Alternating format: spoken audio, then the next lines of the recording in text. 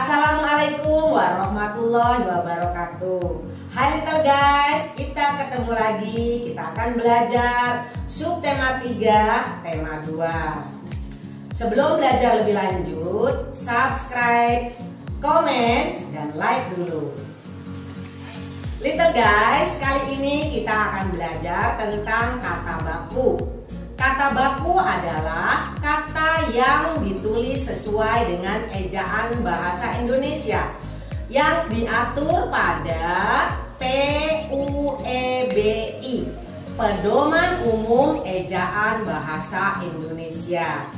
Kata baku digunakan pada saat-saat tertentu. Nomor 1 yaitu saat komunikasi resmi. Apa itu komunikasi resmi? Yaitu tentang surat menyurat resmi, surat menyurat dinas, peristilahan, perundang-undangan, penamaan, dan lain-lain. Yang kedua, wacana teknis seperti laporan resmi, karya ilmiah, dan buku pelajaran. Yang ketiga yaitu pembicaraan di depan umum seperti ceramah, pembelajaran di dalam kelas, dan pidato. Yang keempat, pembicaraan dengan orang-orang yang dihormati, yaitu apabila kita bicara dengan orang yang lebih tua dan bicara dengan guru. Little guys, setelah kita belajar kata baku, kita lanjutkan pembahasan kita ke manfaat adaptasi makhluk hidup bagi manusia dan lingkungannya. Manfaat tumbuhan bagi manusia. Yang pertama, dimanfaatkan sebagai bahan pangan. Apa saja yang dapat dimanfaatkan sebagai bahan pangan dari tumbuhan itu, little guys? Yang pertama, akarnya, batangnya, daunnya, buahnya, bunganya, serta bijinya. Yang kedua, dimanfaatkan sebagai bahan sandang.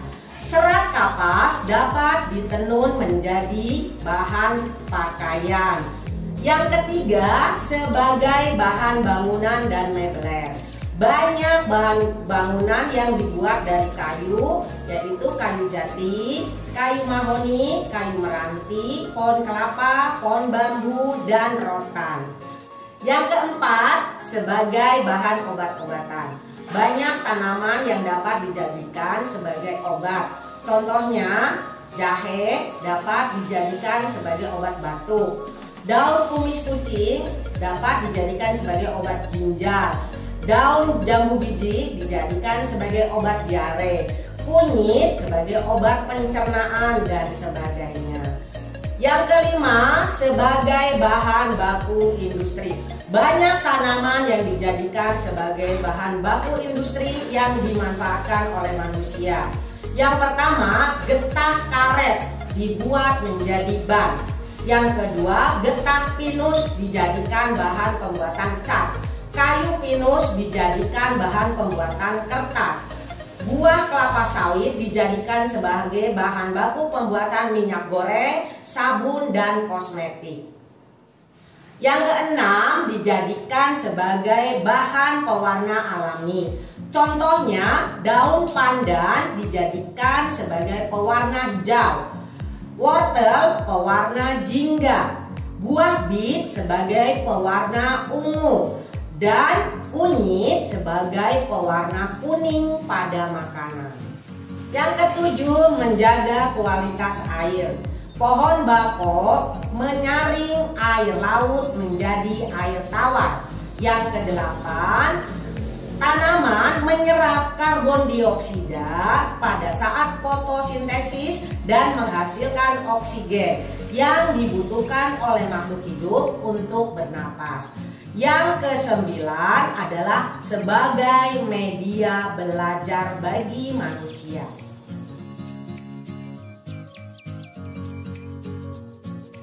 Little guys, kita lanjutkan ke manfaat hewan bagi manusia dan lingkungannya. 1. Dimanfaatkan sebagai bahan makanan. Hewan dapat menghasilkan daging, telur, dan susu yang dapat dikonsumsi oleh manusia. Yang kedua, dapat dimanfaatkan sebagai bahan sandang. Kain sutra terbuat dari serat kepompong ulat sutra. Kain wol terbuat dari bulu domba. Kulit hewan sapi dan kerbau dapat dimanfaatkan untuk membuat jaket dan celana kulit, sepatu, ikat pinggang, dan tas. Yang ketiga, sebagai pembuatan bahan kerajinan. Kulit sapi dan kulit kerbau dimanfaatkan untuk membuat wayang kulit. Kulit kambing sering digunakan untuk pembuatan kaligrafi dan lukisan. Yang keempat, membantu pekerjaan manusia. Hewan-hewan yang dapat membantu pekerjaan manusia yaitu kuda, sapi, kerbau, keledai, unta, anjing, dan sebagainya. Yang keenam, sebagai hewan peliharaan. Contohnya kucing, anjing, sugar glider, dan iguana. Yang ketujuh adalah dijadikan sebagai hewan ternak. Tujuannya untuk diperbanyak dan dimanfaatkan. Contohnya ayam, kambing, kerbau, sapi, kelinci, dan sebagainya. Yang kedelapan, dimanfaatkan sebagai pupuk organik. Kotoran hewan adalah pupuk organik yang baik untuk tanaman, menyuburkan tetapi tidak membahayakan. Yang kesembilan adalah pengurai. Hewan yang bertugas sebagai pengurai adalah bakteri. Bakteri dapat menguraikan sampah dan bangkai-bangkai. Yang kesepuluh adalah hewan penggembur tanah. Yang bertugas menggemburkan tanah agar tanah menjadi subur adalah si cacing.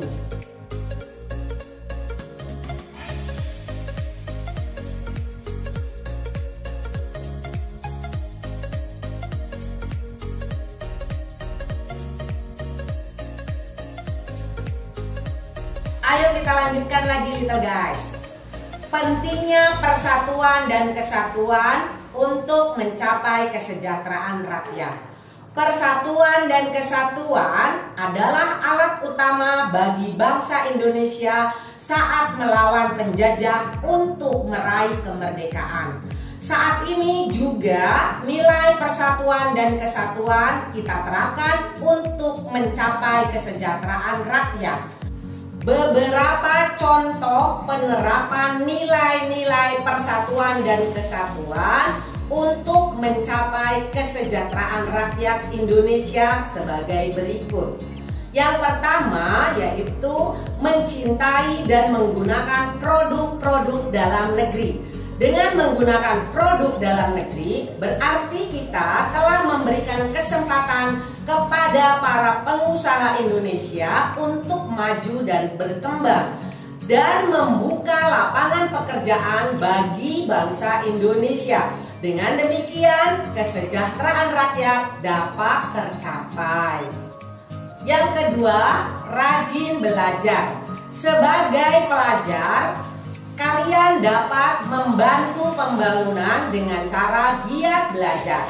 Pengetahuan sangat penting karena dapat menambah wawasan. Dengan memiliki pengetahuan dan wawasan, kalian bisa bertukar pengetahuan dengan sesama walaupun kalian berbeda-beda suku dan agamanya. Yang ketiga, mempererat kerjasama. Dalam kehidupan berbangsa dan bernegara dibutuhkan kerjasama dalam bidang Polexosbud, politik, ekonomi, sosial, dan budaya. Semuanya ditujukan untuk mencapai kesejahteraan rakyat. Alhamdulillah, kita sudah selesai belajar subtema 3, tema 2. Dan kita akan bertemu kembali pada pembelajaran berikutnya. Ciao!